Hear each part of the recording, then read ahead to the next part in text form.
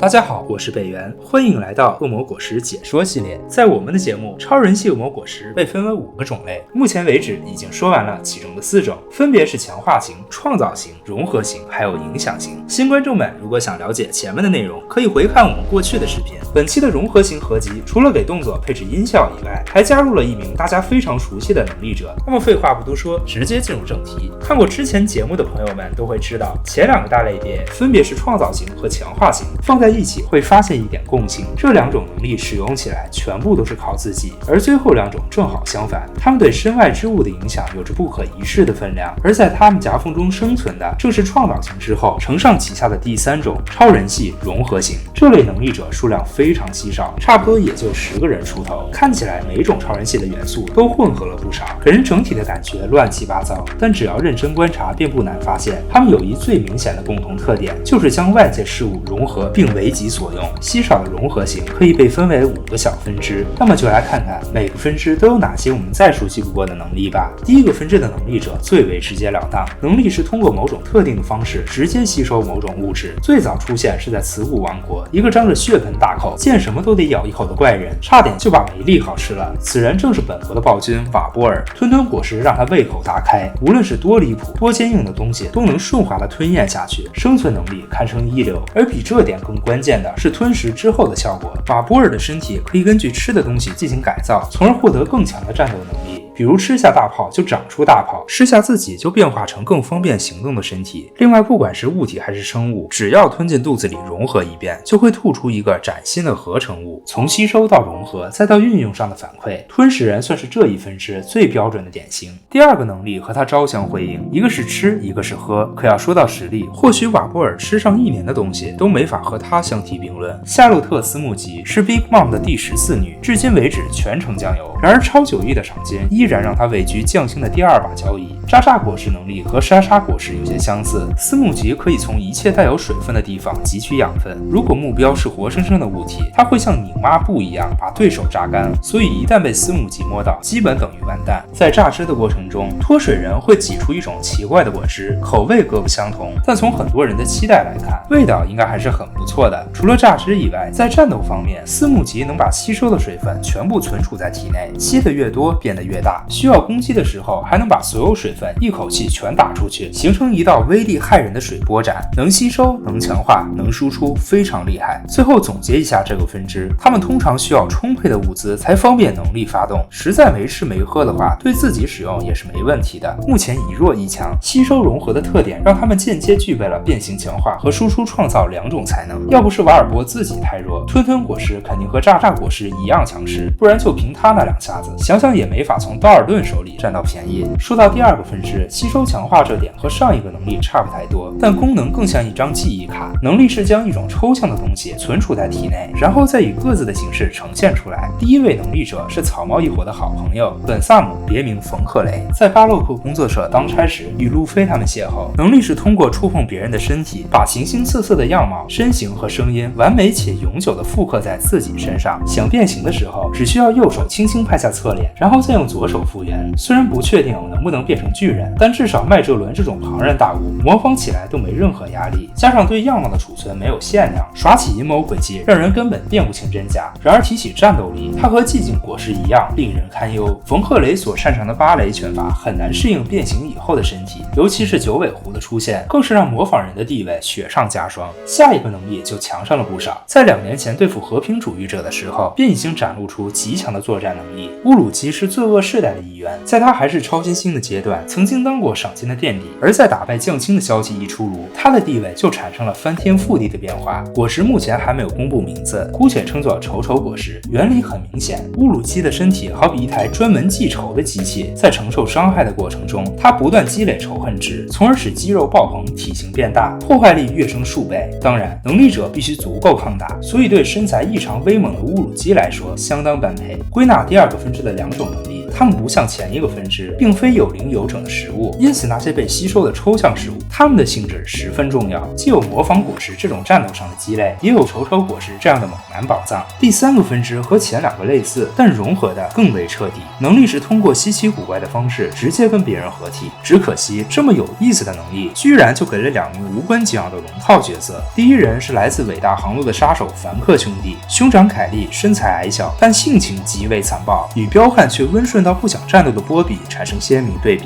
夹克果实将双方的残暴与彪悍成功的交融在一起，能力是让凯利变成一套夹克，紧紧地穿在弟弟身上，随后便可以嗜血的天性肆意掌控强悍的身躯。不过这个能力有2个疑点，第一是他能不能继承果实能力，第二就是他能否支配宿主的全部意识。但凡沾上一条，夹克人的实力就很可以了，否则的话便华而不实。毕竟没有人会像他弟弟一样全心全意的配合，而穿到不够强的人身上又没多大用处。所以凯利如果没有这个又强又听话的弟弟，能力的使用条件很可能会变得非常苛刻。比他厉害的是下面一个，亮点在于能参与融合的人数较多。Big Mom 的第39子夏洛特纽士能通过自己的混合果实与9个同胞兄弟姐妹合成一个巨人。这几个原本看起来只能被文斯莫克姐弟一拳砸死一个的家伙们，在合体之后愣是占据了上风。这种实力上的飞升，纵横四海也只有4档能比。混合人和夹克人有个相同的问题，就是他能否强霸他人意志与其结合，还是必须得依靠自己的小兄弟。这些疑问至今为止都还没有答案，但看这龙套的样子，估计是会不了了之了。说到倒数第2个分支，一共有3名能力者，和前几种有很大区别。能力者本身并不具备吸收融合的才能，相反，这种能力被附加在某种物体上。光月玉田的家臣忍者雷藏就拥有这样的能力，卷卷果实让他能随心所欲地操控卷轴，外界一切伤害和冲击都会一下子被封印到他的卷轴里面，一旦抓好时机，就能原封不动地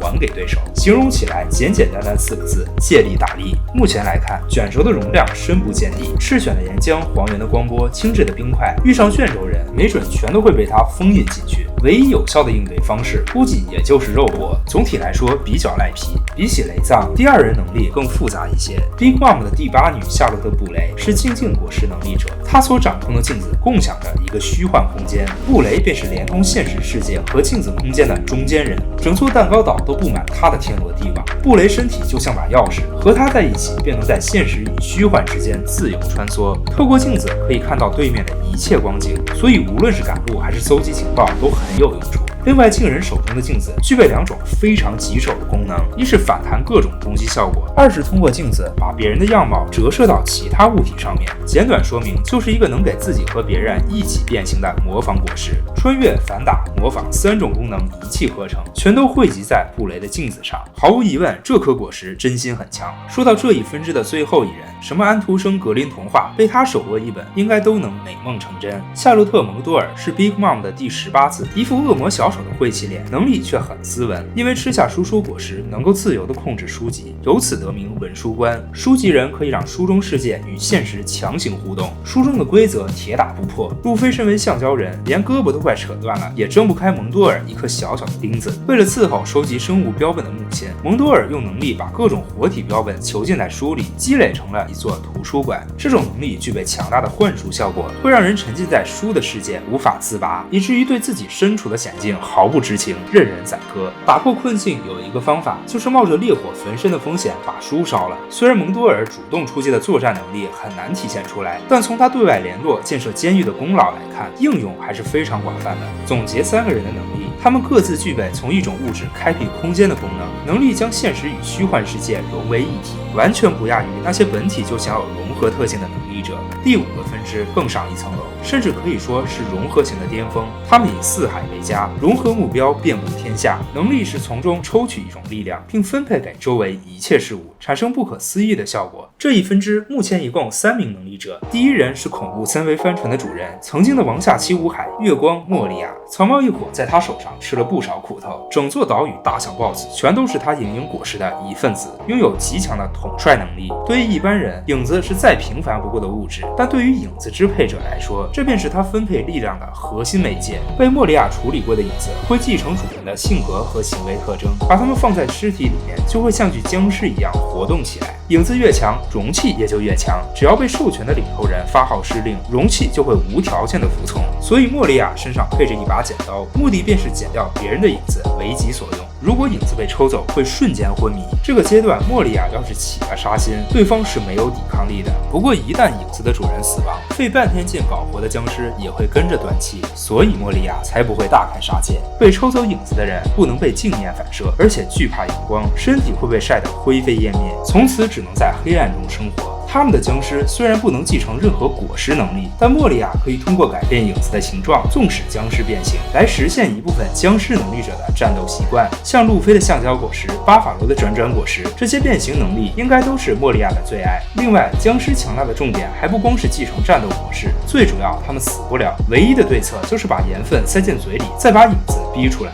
吐出的影子会自动飞回原来的主人身边，但中途是可以被截获的，这点容易为对手所用，装在体内就会获得强大的战斗力。前提是新的宿主必须有非同寻常的意志，所以这招是把双刃剑。最后无论是路飞的梦魇模式，还是莫利亚过分的高估自己，这把双刃剑都害得他输在了自己的能力上面。综合评价一下，影影果实的机制算是所有恶魔果实里面最复杂的一颗了，但即便如此，也只是说到一半。按照我们系列原创的说法，除了融合型，莫利亚还具备5类超人系的另一种功能，它基本算得上是特殊型的能力者，具体如何以后再谈。先来看第2位，这名黄级强者正是我们之前屡次提到的 Big Mom。夏洛特玲玲从年幼时期就是个彻头彻尾的怪物。有一天，她毫无头绪地获取了山老的魂果实，从此便有了掌控灵魂的能力。一旦有人心生畏惧，灵魂就会被他抽走。在绝大多数情况下，这招都是一招毙命的必杀技，只有万里挑一的硬汉才能抵挡。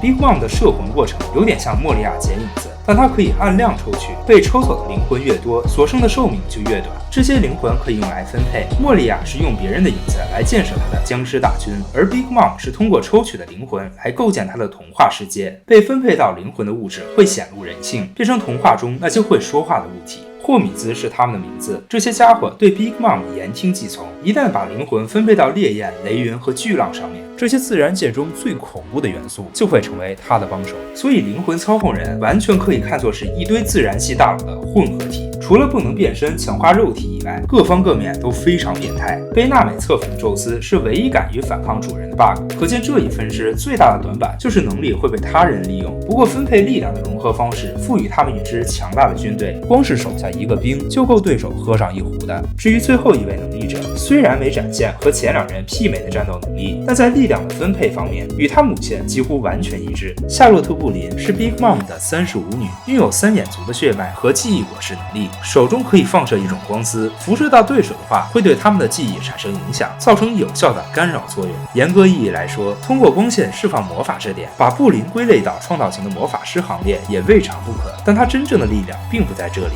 记忆改造人的双手可以强行插入别人的大脑，将对方的记忆像胶片一样拉扯出来，然后随意的进行删减、植入和改造。对方被洗脑完成的一瞬间会马上昏倒，跟摄魂和剪影子的结果基本一模一样。好在布林本性善良，没有滥用，如果他到处篡改别人的记忆，终将会引起天下大乱。所以融合型最后这一分支，他们是所有恶魔果实里面最擅长统治的能力，将力量提取，再进行各种分配改造的高级操作，甚至可以让能力者拥有一个强盛的国家。总体来说，12个融合型能力，核心是让外界事物为己所用，通过各种各样的形式来达成变身、输出和分配的效果，跟单凭自己就发动能力的强化型和创造型有着本质上的差异。至于超人系的最后2个类别，他们的特征又完全不同，这些能力者只负责影响外界。那么接下来就要提到融合型之后的第4种。如果想了解第4种超人系能力，可以回看我们第12到14期的视频。本期的节目到这里就结束了。恶魔果实系列制作不易，大家喜欢的话别忘了点赞关注我，那我们下期视频不见不散。